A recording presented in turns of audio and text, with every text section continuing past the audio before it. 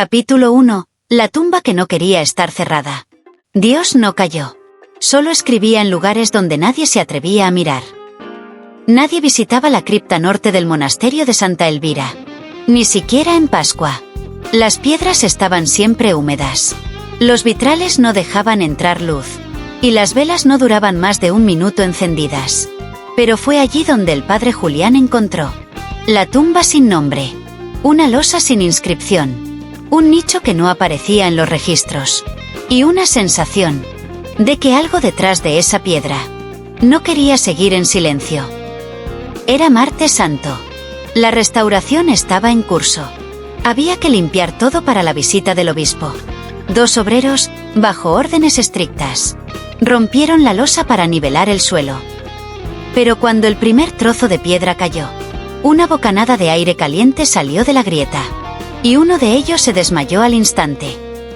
Dentro, no había huesos. Había un cuerpo intacto. El de una joven. Piel pálida. Ojos cerrados. Labios entreabiertos, como si estuviera a punto de decir algo. En sus manos, una carta. Sellada con cera roja. Y escrita con tinta dorada. En la parte trasera, una frase. No fue ella la que murió. Fue la voz. El padre Julián no dijo nada. Mandó cerrar todo. Ocultar el hallazgo.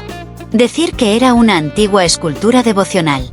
Pero esa noche, no pudo dormir. Porque la carta, aunque aún cerrada, le susurraba desde su mesa. Con voz de mujer. Con palabras que no estaban en ningún idioma que conociera. Y sin embargo, entendía. A las 3:33 de la madrugada. Rompió el sello. Dentro, solo había una oración. Padre nuestro, que no estás en el cielo, porque aún no has sido perdonado. La vela se apagó sola. El crucifijo cayó de la pared. Y en el espejo, el reflejo del padre Julián no parpadeaba. Desde ese momento, supo que había abierto algo más que una carta. Había abierto el primer testimonio de lo que Dios sí dijo. Y la Iglesia nunca quiso repetir. Y entonces lo entendió. Esa joven no era una santa, ni una mártir, ni una endemoniada. Era el eco de una voz divina, que alguien intentó silenciar para siempre. Capítulo 2. La carta que quema al ser leída. Hay palabras que no fueron escritas para ser comprendidas. Fueron escritas para dejar marca. Y algunas letras no cicatrizan. El padre Julián no volvió a dormir desde que abrió la primera carta. Desde entonces, cada crucifijo que tocaba se caía solo. El agua bendita hervía si se le acercaba. Y su voz comenzaba a quebrarse al pronunciar ciertas palabras, como si algo le prohibiera invocar a Dios con ligereza. Pero aún así, volvió a la cripta. La joven del sepulcro seguía allí. Sus labios ya no estaban cerrados. Estaban sonriendo.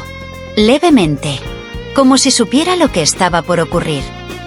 Dentro del ataúd, encontró una segunda carta. Esta vez, sin sello. Solo una advertencia escrita en la tapa del pergamino. Si la lees en voz alta, no podrás volver a callar. Pero tampoco podrás volver a hablar.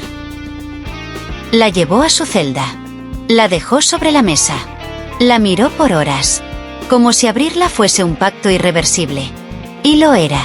A las 3 en punto. La desplegó. Las letras estaban escritas con sangre. Pero no seca. Seguía caliente. Latía. Como si la tinta misma respirara. Comenzó a leer. Primero, en silencio. Luego, casi en susurro. Pero al llegar a la tercera línea, las letras ardieron. Y su lengua también. Una quemadura invisible le bajó por la garganta. Y su voz se fue. No con un grito, sino con un eco. Como si alguien, desde dentro, se la hubiera robado. Intentó gritar. Nada. Ni un sonido. Solo un zumbido que se transformó en susurro. No desde fuera. Desde dentro de él. Cada vez que alguien lea lo que no debía, una parte de Dios será devuelta al mundo. El pergamino cayó al suelo. Y el suelo se agrietó. No con fuerza, sino con memoria. Y desde la grieta, Una frase grabada en piedra se hizo visible. Yo no soy el silencio de Dios. Soy su recuerdo más peligroso. El padre Julián, ahora mudo, comenzó a escribir lo que recordaba de la carta. Pero cada palabra que anotaba se borraba sola, hasta que finalmente comprendió. La carta no se lee, se encarna. Y una vez dentro, consume. Capítulo 3. Las monjas que olvidaron sus nombres. El olvido no siempre es accidente. A veces, es castigo. Y hay recuerdos que no se borran. Se esconden bajo un velo santo. El convento de Santa Elvira guardaba muchos secretos, pero ninguno tan callado como las que aún caminaban por sus pasillos. 4 monjas mayores. Las únicas que habían estado presentes el año en que la joven, la del sepulcro sin nombre, fue enterrada. 4. Y ninguna recordaba haber conocido a una novicia desaparecida. Pero todas, sin saberlo, llevaban el mismo temblor en las manos. Y la misma pesadilla en los ojos. Sor Beatriz fue la primera. Una mañana, no recordaba su edad, ni su fecha de ordenación, ni cómo se llamaba la Virgen patrona del convento. Solo repetía en voz baja. Ella cantaba de noche, y el altar temblaba. La Madre Superiora la envió a retiro perpetuo. Al día siguiente, Sor Eugenia olvidó el Padre Nuestro, y al intentar leerlo, sus ojos sangraron. No por enfermedad, sino por resistencia. Cuando el padre Julián trató de hablar con ellas, una le tocó el rostro con manos heladas, y murmuró con una claridad imposible. Tú aún tienes lengua. Cuídala, porque si pronuncias su nombre, serás el siguiente en olvidar el tuyo. El archivo del convento fue sellado, las cartas confiscadas, pero algo ya había despertado, porque los nombres de las 4 monjas comenzaron a desvanecerse de todos los registros, no con tinta, sino con fuego, como si las páginas se autocensuraran. Entonces, ocurrió lo imposible. Una madrugada, las 4 mujeres se reunieron frente al altar. No hablaban, no oraban, solo sostenían entre sus dedos una rosa negra, con espinas invertidas, y labios cosidos con hilo de confesión. Nadie las vio entrar, nadie las vio salir, pero por la mañana, el altar tenía sangre, y sobre la piedra, una frase escrita en latín antiguo. Quienes custodiaron la verdad, fueron castigadas con olvido, porque el cielo no necesita testigos, cuando la sangre recuerda por sí sola. El padre Julián entendió algo esa noche. Dios no había callado, había sido silenciado, y cada vez que alguien recordaba, la Iglesia respondía con olvido. Capítulo 4. La oración que abrió las paredes. No toda oración salva. Algunas despiertan. Y cuando las palabras correctas caen en oídos dormidos, hasta las piedras recuerdan. Nadie supo de dónde la sacó. No estaba en el catecismo, ni en los salmos, ni en los rituales de exorcismo. Pero esa tarde, en la clase de liturgia, una joven novicia de nombre Clara, al ser llamada a recitar una oración de cierre, cerró los ojos y pronunció: Padre del susurro, voz antes del verbo, abre la carne del muro, y déjanos recordar lo que no fue dicho. Un silencio denso cayó sobre la sala. La madre instructora dejó caer su crucifijo. Una de las otras novicias se desmayó, y la vela central estalló sin fuego, solo en sombra. Pero lo peor llegó esa misma noche. Las paredes de la capilla comenzaron a gotear. No agua, no cera, sino una sustancia oscura, espesa, como tinta mezclada con sangre. Y sobre una de esas paredes, sin que nadie escribiera, comenzó a formarse una oración invertida, una línea a la vez, como si alguien escribiera desde el otro lado del muro. No era su voz lo que sellaron, era la mía. Y ahora, ella me ha recordado. La Madre Superiora ordenó encerrar a Clara, pero cuando fueron a buscarla, ya no estaba en su celda. Solo quedaba una túnica mojada y un espejo cubierto de vaho. Sobre el vaho, dibujado con dedo: no me fui, solo estoy donde Dios nunca quiso mirar. El padre Julián, mudo aún desde la carta anterior, Tocó una de las paredes que goteaban. Y al hacerlo, la sustancia comenzó a moverse hacia su piel. No lo quemaba. Lo leía. Como si lo escaneara. Como si confirmara, tú también recuerdas. Esa madrugada, el muro junto al altar se agrietó, pero no cayó. Solo abrió una pequeña fisura, por donde salía un suspiro. No aire, no viento. Un suspiro real, como de alguien esperando siglos para respirar. Y al mirar dentro, no vio oscuridad. Vio letras flotando. Miles. Todas doradas. Todas con forma de oración. Y todas, sin dueño. Capítulo 5. Ella hablaba mientras dormía, y no era su voz. Dormía como los ángeles. Pero hablaba como si el infierno recordara haber sido cielo alguna vez. La encontraron 2 días después de su desaparición. Clara. Desnuda, envuelta en la túnica que dejó atrás. Acostada sobre el altar principal. Como una ofrenda que nadie pidió. O quizás, que alguien finalmente aceptó. Su cuerpo estaba tibio. Respiraba. Pero no despertaba. Los médicos dijeron, coma inducido. La iglesia dijo, estado de gracia contemplativa. Pero el padre Julián lo supo en cuanto se acercó. Ella no estaba dormida. Estaba ocupada. Desde dentro. Por algo que no era ella. Cada noche, a la misma hora, 3:33, Clara comenzaba a hablar. No en español. Ni en latín. Ni en ninguna lengua conocida. Pero todos los que la escuchaban, entendían. Y todos, cambiaban. Sor Teresa, que nunca había llorado en público, se arrancó los ojos con una cruz. Sor Magdalena, que ayunaba en silencio desde hacía décadas, comenzó a reírse con voz de hombre. Y el padre Julián, que aún era mudo, volvió a hablar. Pero cada palabra que decía, no era suya, era de ella.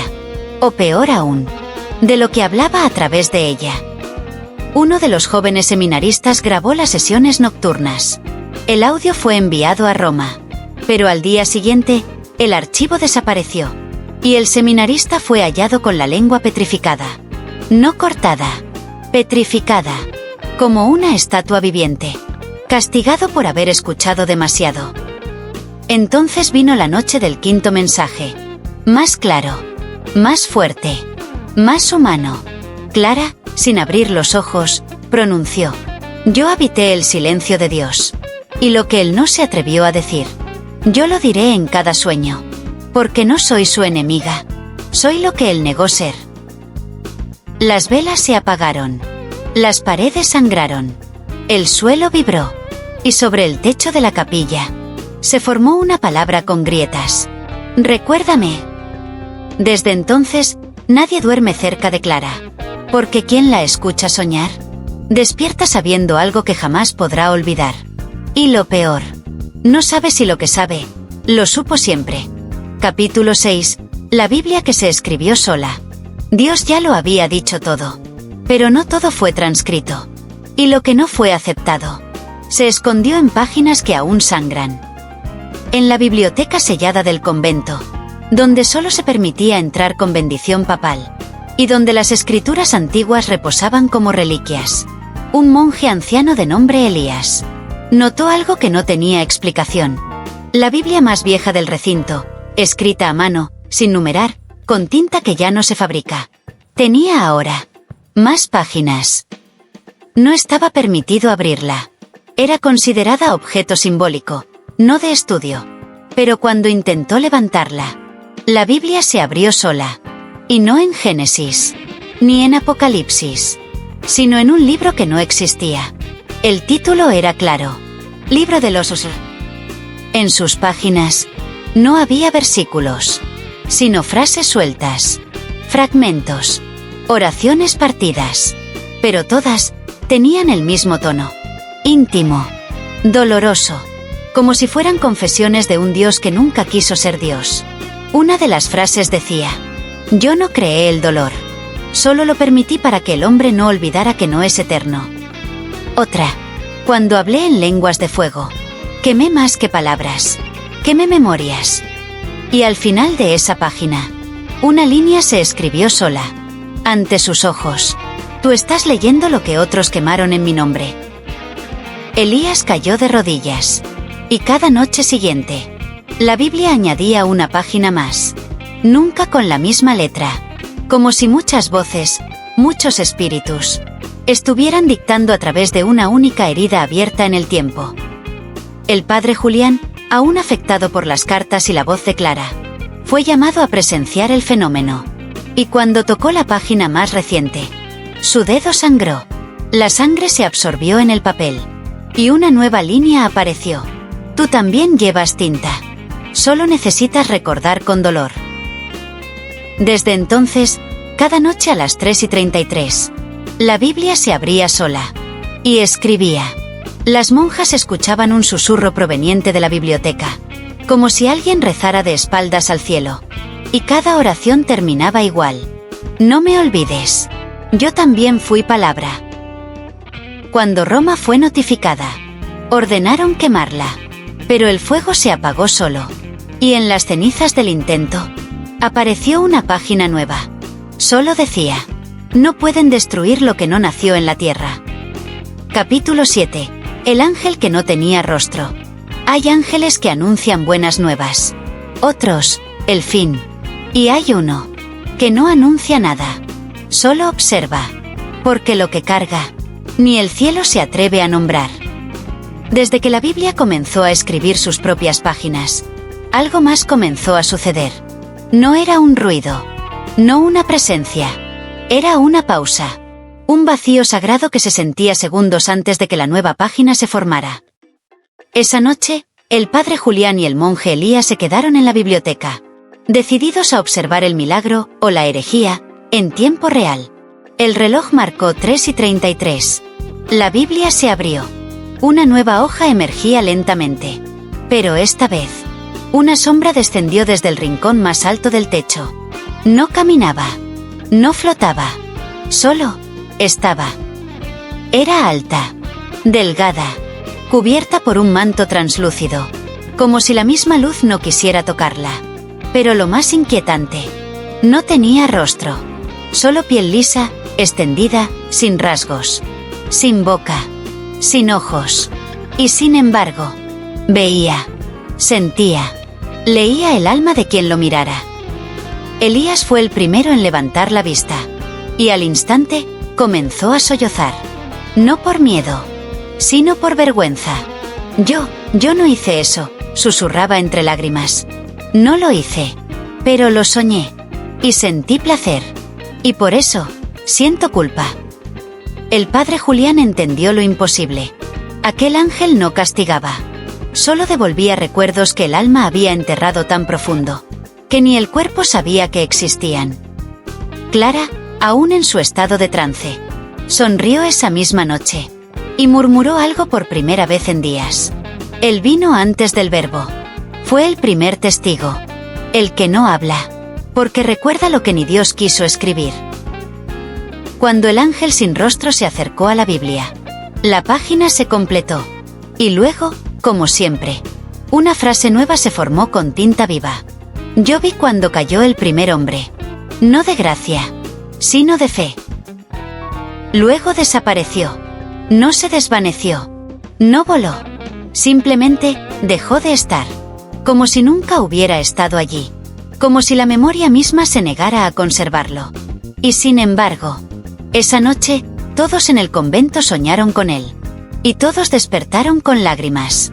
Y con una sola palabra en los labios. Perdón. No por lo que hicieron, sino por lo que sintieron en secreto. Y nunca se atrevieron a decir en voz alta. Capítulo 8. El velo que no cubría la vergüenza, sino la gloria perdida. No fue el pecado lo que nos hizo cubrirnos. Fue la memoria de lo que alguna vez fuimos. Antes del miedo. Las estatuas comenzaron a cubrirse solas. Primero fue la de Santa Cecilia, la patrona del silencio.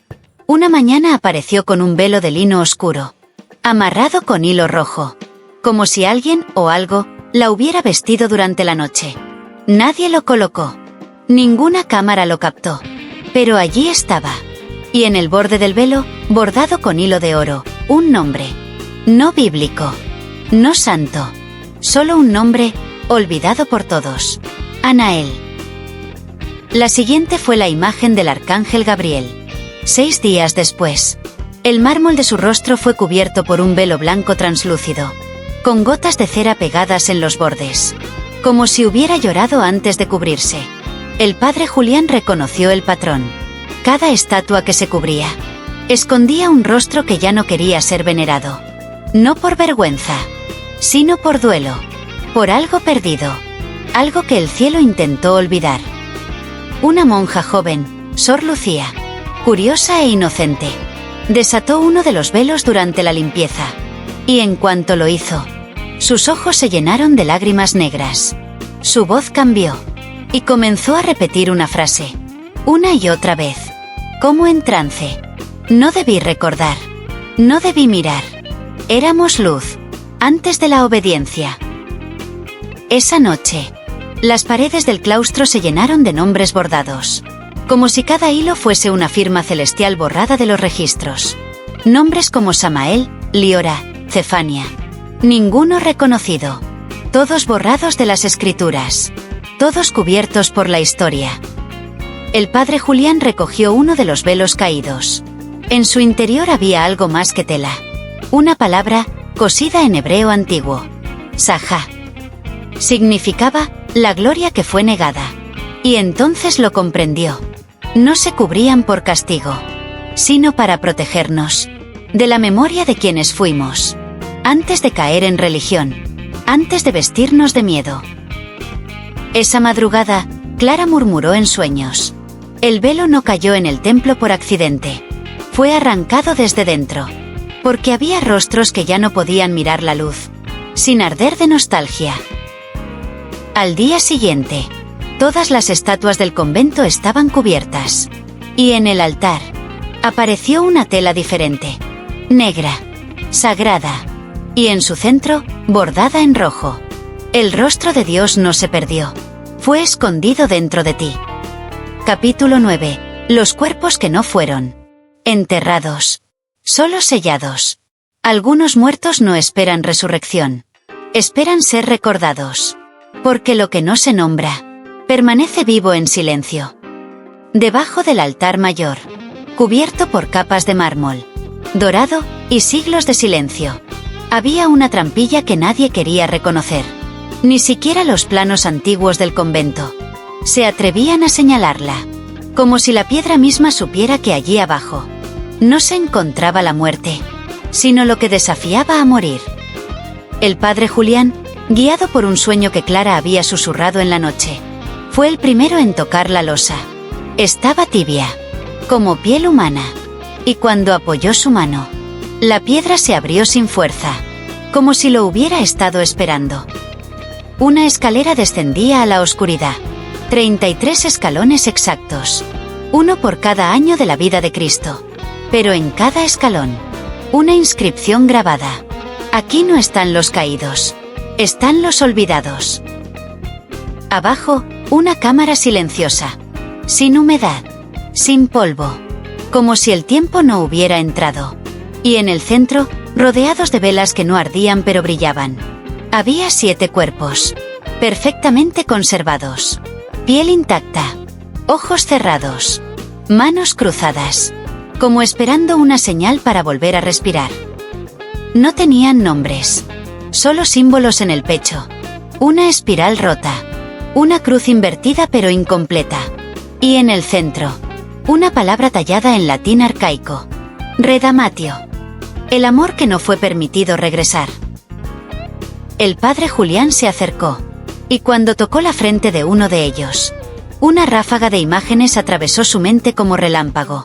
Monjas siendo silenciadas, sacerdotes encadenados en su fe, un concilio secreto, ordenando no enterrar a los cuerpos, porque sabían demasiado. Ellos no murieron, fueron sellados, no por castigo, sino por temor. Temor a lo que sabían, temor a lo que habían visto, temor a que lo dijeran en voz alta. Una de las mujeres abrió los ojos. No del todo, solo una rendija. Y del fondo de su garganta, sin moverse, Vino una voz antigua. Si has bajado, ya no subirás igual. Porque ahora sabes que el alma no muere, cuando aún tiene algo que testificar. El padre Julián salió temblando. Pero detrás de él, la trampilla no se cerró. Y por primera vez en siglos, la puerta que no debía existir, se mantuvo abierta, esperando que el mundo tenga el valor de mirar lo que enterró sin enterrar. Capítulo 10. La voz que no usó palabras. Cuando Dios fue silenciado, la creación no dejó de hablar. Solo cambió de lengua. Y comenzó a susurrar, a través de lo inanimado. Desde el descenso a la cripta de los sellados, algo cambió en el convento. No solo en las paredes, no solo en el aire, sino en las cosas. Las simples, las que nunca deberían emitir sonido. Todo comenzó con un rosario, colgado al lado del lecho de Clara, que seguía dormida o poseída. Una cuenta de madera cayó al suelo, y al tocar el mármol, no hizo el clásico clic. Emitió un suspiro, un susurro, como si la cuenta misma recordara haber sido oración alguna vez. Esa noche, la lámpara de aceite del pasillo central tintineó 3 veces. Y en el reflejo de su llama, el padre Julián, ya familiarizado con los imposibles, escuchó una frase, clara, rotunda. Pero nadie había hablado. Lo que no se predicó, arderá en objetos. Los crucifijos comenzaron a girar solos. No al revés, sino de lado. Como si quisieran mirar algo fuera de los altares. Como si escucharan a ella. Clara ya no pronunciaba sonidos. Pero cada vez que alguien entraba a su habitación, un objeto hablaba. Un libro sin abrir. Yo también fui evangelio, pero escrito en lágrimas. Un vaso con agua. Cada alma que bebió de mí, lo hizo para no recordar lo que rezó de niña. Una piedra bajo su cama. Ella lleva palabras que no fueron dictadas por ángeles, sino por la ausencia. La Madre Superiora, alarmada, ordenó aislar a Clara, rodearla de objetos benditos. Pero los objetos se rompieron, no por posesión, sino por resonancia. Porque las palabras que ahora hablaban, no eran maldición, eran memoria pura. Demasiado pura para sostenerse en cuerpos de barro. Esa madrugada, el altar mayor crujió, el mármol tembló, y el cáliz del domingo cayó sin ser tocado. De él salió una sola gota de vino, aún no consagrado. Y al tocar el suelo, dijo con voz femenina: yo fui sangre antes del pacto, y nadie me quiso beber. El padre Julián lo comprendió. Clara ya no necesita lengua, ni garganta. Ella es canal. Y todo lo que callamos, la materia lo grita por ella. Capítulo 11. Las oraciones que regresaron deformadas. No toda oración sube. Algunas quedan suspendidas, escuchadas por lo que no es cielo, pero tampoco infierno. Y cuando regresan, ya no son súplicas, son respuestas que queman. En Santa Elvira, las oraciones eran el único refugio que quedaba, el único acto que aún parecía seguro, hasta que empezaron a responder. Todo comenzó con un rezo comunitario del rosario. La voz de las hermanas fluía como río antiguo, mecida por siglos de fe. Pero al llegar al segundo misterio doloroso, el eco devolvió una frase que nadie pronunció. Él no sufrió solo. Alguien más sangró por lo que él cayó. Las monjas detuvieron el rezo. Miraron alrededor. Nadie había hablado. Y, sin embargo, la voz sonó como si viniera del altar mismo, pero en pasado, como un recuerdo audible. Días después, durante la adoración, el pangelingua comenzó a sonar distorsionado. No por los instrumentos, ni por el canto, sino por la atmósfera misma, como si el aire ya no aceptara esas palabras sin modificarlas. Las notas graves se alargaban, las frases finales se truncaban, y en lugar de amén, se escuchaba algo más. Ya no me llamen así. Ese nombre lo arrojaron con las piedras del primer mártir. Una noche, el padre Julián intentó orar en voz alta. Lo hizo con cuidado, con respeto, con miedo. Señor, si estás escuchando. Y antes de continuar, una voz femenina, profunda, con siglos de eco. Respondió desde el crucifijo antiguo. Estoy. Pero no como tú esperas. Estoy en lo que perdiste. Estoy en lo que te negaste a sentir. Estoy en el grito de los que oraron sin permiso. Clara, aún en estado de trance, comenzó a moverse durante los rezos. No abría los ojos, pero con cada palabra pronunciada por las hermanas, su cuerpo se contraía, como si algo dentro de ella conociera una versión diferente, más antigua, más cruda, más real. Una de las hermanas se atrevió a rezar en soledad. Sus palabras fueron suaves. Dios de la misericordia. Y el aire se partió como tela desgarrada. Del sagrario, sin abrirse, brotó una frase goteante, escrita en moho sobre la piedra. La misericordia nació cuando el castigo ya era costumbre. Desde entonces, rezar ya no es consuelo. Es una negociación con la memoria de un Dios que no ha sido blasfemado, sino mal citado. Capítulo 12. Los espejos que empezaron a recordar. El espejo nunca miente. Solo espera el momento en que estés listo para ver lo que fuiste antes de obedecer. Los primeros en cambiar fueron los pequeños espejos del confesionario. Durante siglos, solo habían mostrado cansancio, arrugas, ojos rojos por el arrepentimiento, rostros que esperaban absolución. Pero ahora, reflejaban algo más. Una joven monja, Sor Inés, miró su reflejo después de la oración nocturna. Y lo que vio no fue su rostro. Fue a ella misma, de pie, sin hábito, mirando al cielo, con los labios manchados de oro líquido, susurrando palabras en una lengua que no sabía, pero que entendía con todo su cuerpo. Retrocedió horrorizada, pero el reflejo se quedó, moviéndose por sí solo, sonriendo, como si recordara una verdad que ella, en su celo, había renunciado a vivir. No fue un caso aislado. En la sacristía, el padre Julián vio su reflejo más joven, pero con ojos distintos, ojos llenos de fuego, como si hubiese visto a Dios y se hubiese atrevido a corregirlo. El reflejo le habló, no con sonido, sino con mirada. Y en su mente, una frase: este eras tú, antes de aceptar que el miedo era reverencia. Los espejos del comedor, de los baños, del claustro, todos comenzaron a mostrar visiones imposibles. Hermanas que no existen. Rituales que no se celebran. Voces que hablaban desde cuerpos sin rostro. Un convento paralelo, más vivo, más libre, pero enterrado en la memoria. Una hermana rompió todos los espejos de su celda, pero los pedazos en el suelo seguían mostrando el reflejo que no quería ver. Y en uno de ellos, antes de que se apagara, apareció una palabra escrita con escarcha negra. La versión de ti, que Dios sí amó desde el principio. Clara, aún en silencio profundo, comenzó a sudar luz. Literalmente, pequeños destellos dorados salían de sus poros, como si su cuerpo recordara una divinidad no autorizada. Una noche, al colocar un espejo frente a ella, no se reflejó. Reflejó a otra mujer, más vieja, más sabia, con los mismos ojos y labios entreabiertos, como si estuviera a punto de decir el nombre de Dios, con la entonación que lo volvería humano. El padre Julián cayó de rodillas, y por primera vez, rezó sin palabras, solo con mirada, solo con lágrimas, y el espejo le respondió, con una última frase, escrita con vaho. No es que olvidaste a Dios, es que olvidaste quién eras, cuando aún sabías escucharlo sin miedo. Capítulo 13. Los ángeles que lloraban en los márgenes.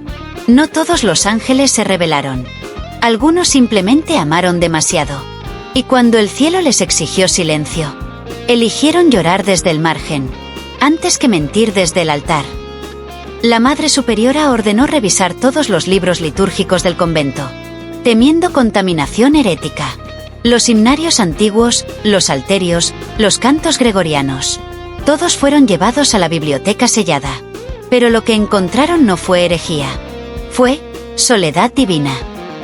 En los márgenes de las páginas, entre pentagramas, donde nunca se escribía nada, había aparecido tinta. Tinta que no parecía humana. Tinta que parecía llanto seco. Al principio pensaron que era moho o deterioro por el tiempo. Pero al mirar de cerca, las palabras estaban perfectamente escritas. En idiomas extintos, pero llenos de compasión. Como si alguien, o algo, hubiese querido cantar. Pero no se le permitió. Un fragmento en arameo decía: no me caí del cielo. Me senté en su borde, esperando que alguien preguntara ¿por qué lloraba tanto el Dios que amaban? Otro, en griego roto: fuimos enviados a protegerlos. Pero nadie nos dijo que el peor fuego vendría cuando los humanos decidieran obedecer, sin escuchar. Clara, al ser colocada en la biblioteca por una noche, comenzó a entonar melodías que nunca había aprendido. Canciones con notas imposibles, tonos que hacían temblar los vitrales y derramar lágrimas a las estatuas. El padre Julián encontró un himnario abierto a la página 77. En la parte inferior, una línea añadida decía: yo le grité a Dios desde el margen de su trono: ¿hasta cuándo amarás más tu silencio que a ellos? Y por eso, me borraron. No eran ángeles caídos, tampoco demonios. Eran los que eligieron el amor por encima de la jerarquía. Y por eso, no cabían en ningún coro celeste. Solo en los márgenes. Entre líneas. En lo que no se canta. Una noche, los libros comenzaron a emitir una música sin partituras. Notas solas, que viajaban como suspiros. Y cuando las hermanas escucharon en procesión, cada una lloró sin saber por qué. Y Clara, aún con los ojos cerrados, susurró en lengua de los no nombrados: no son lamentos, son cartas, de quienes aún creen en el amor, aunque el cielo los haya olvidado. Capítulo 14. El último secreto que se escondió bajo el agua bendita. No toda agua limpia. Algunas aguas recuerdan. Y hay secretos que no se entierran. Se hunden bajo lo sagrado, para que nadie se atreva a buscar donde cree estar a salvo. La pila bautismal del convento de Santa Elvira había estado allí desde el siglo XV, tallada en mármol negro. Agrietada, sí, pero aún usada para cada iniciación. Cada fe nacía allí. Y ahora, también renacería la duda. Todo comenzó con una grieta. Pequeña. Sutil. Apenas un hilo de agua que fluía hacia el suelo de piedra. Pero que no se detenía. Como si algo debajo quisiera salir. Una noche, Sor Micaela escuchó gotas caer. Que sonaban distinto. No a agua, sino a suspiro. Y no cualquier suspiro. Uno que parecía decir: por fin. El padre Julián ordenó vaciar la pila. No por precaución, sino por instinto. Y al hacerlo, descubrieron una tapa circular, escondida bajo siglos de fe. Una tapa sin cerradura, sin inscripción. Solo una hendidura en forma de cruz incompleta. Cuando Clara fue llevada cerca, su cuerpo tembló. Y sin abrir los ojos, extendió su dedo.